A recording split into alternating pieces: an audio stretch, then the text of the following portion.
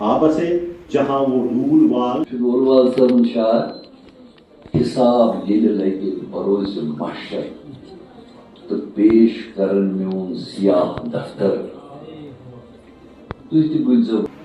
کبھی پڑ گیا کسی پھیر میں یہی جان باز کا کام. وہ ہر وقت کسی نہ کسی گنگناہٹ میں مہو رہتے تھے. ہم نے دیکھا ہے جیسے ہر لمحہ ان پر شعری واردات کا ایک نیا رنگ لے کر تو یاد نشست مزن ترے پیپر بوزن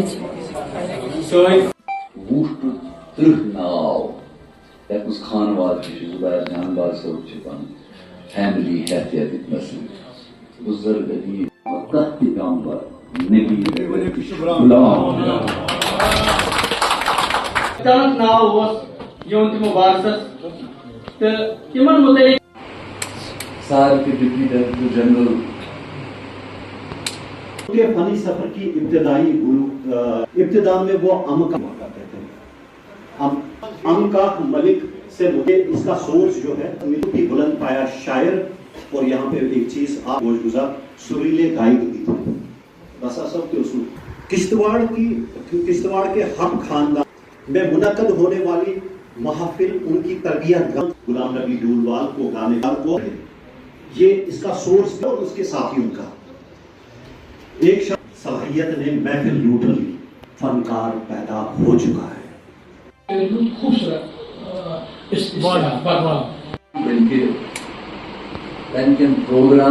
جانداز ہے. میں جموں سے تعلق رکھتی ہوں.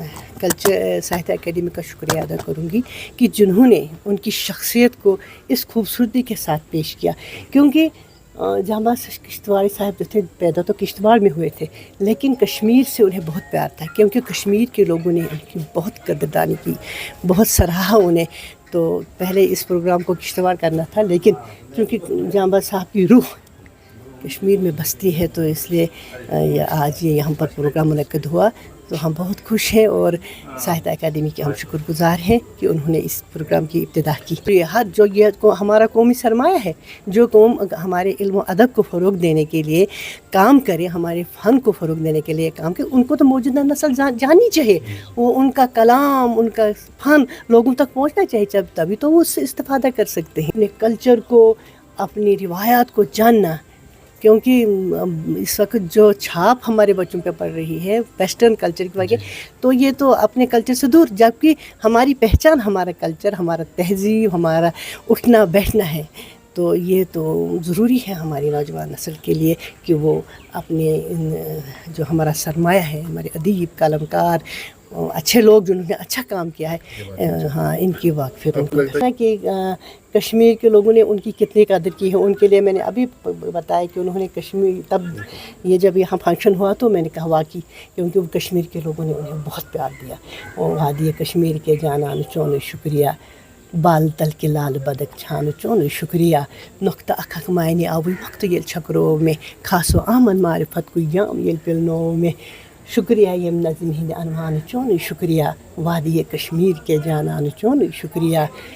یل تہ کن بوزن نعرہ تکبیر چھک, یا علی گاہے ونن دستگیر چھک, قد خانو مز نبر نیرن ژٹھس زنجیر چھک, کل چھلت کن وز ونن پانے پنن تقدیر چھک. شکریہ شکریہ رسول پاک سند پروان چون شکریہ, وادی کشمیر کے جانان چون شکریہ. ویلی خطۂ پیر پنچال جموں کشمیر کے جو یہ دو حصے ہیں, ہم نہایت شکر گزار ہیں ہم شاد رمضان صاحب کے, ساہتیہ اکیڈمی کے, کہ جنہوں نے پہلی بار یہ چیز سمجھی کہ ڈولوال صاحب کا پروگرام ان کے آبائی علاقے میں نہیں ہونا چاہیے, وہ کشمیر کے اس میں دارالخلافہ پہ ہونا چاہیے, کیونکہ یہ بہت عظیم شخصیت ہے جن کے لیے بڑے بڑے ادبا نے یہ کہا کہ یہ عظیم فنکار ہیں, عظیم شاعر ہیں. میں یہاں پہ یہ نہیں مناسب سمجھتا ان کا نام لینا, لیکن میں اس کے لیے شاد رمضان صاحب کو جو ہمارے کنوینر بنے ہیں اس کے لیے دلی مبارکباد دیتا ہوں پورے کشتواڑ خطۂ چناب بدرواہ وغیرہ سب کی طرف سے, کہ آپ نے ये सही फैसला किया कि एक अजीम फ़नकार, एक अजीम शायर का जो ये उर्सी हम कहेंगे मनाया जाए, जो दिन मनाया जाए वो एक प्रॉपर जगह पे मनाया जाए जहाँ पे आप जैसे मीडिया पर्सन जो है इसको हाईलाइट करेंगे। बहुत बड़े गुलकार है अजीम, जैसे गुलाब साबी साहब ने कहा, ये वहीं के, ये कश्तवाड़ के रहने वाले हैं, उनको पर्सनली जानते हैं। अगर तो आप उन्होंने ये कहेंगे कहा भी, कि मैं यहाँ पे कोट का है ऑन रिकॉर्ड है कि डूलवाल जानबाज किश्तवाड़ी एक अजीम फनकार है, और ये जमे गफ़ीर में कहा है। सर जिनकी किताब उस वक्त की जो प्राइम मिनिस्टर साहिबा थी इंदिरा गांधी, वहाँ से आई वो रिलीज़ करने, इतने मशहूर फनकार हैं। मैं मोहम्मद ज़ुबैर जानबाज साहब का लड़का, जिसका आज फंक्शन हो रहा है यहाँ पर। प्रोग्राम तो मुनक्किद था जानबाज साहब पर ही, एक सिम्पोजियम था जो कि साहित्य अकेडमी ने ऑर्गेनाइज़ किया था, तो वही इसको ये कर रहे हैं। तो इस फंक्शन में बहुत अच्छे आदमियों को इन्होंने बुलाया था, जिनमें वो रिटायर्ड चीफ जस्टिस किरमानी साहब थे, बशीर आरिफ साहब डायरेक्टर जनरल रहे हैं रेडियो कश्मीर के, वो थे।